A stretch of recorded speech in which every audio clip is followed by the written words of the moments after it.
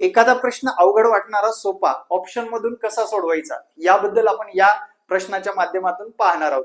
मित्रांनो, काय आहे बघा, जे की बघा 10,60,301 म्हणजे 10,60,301 ला डॅडॅश या संख्येने भाग जातो. ऑप्शन कडे नजर फिरवा, कारण विदाऊट ऑप्शन कुठलीच स्पर्धा परीक्षा नाही.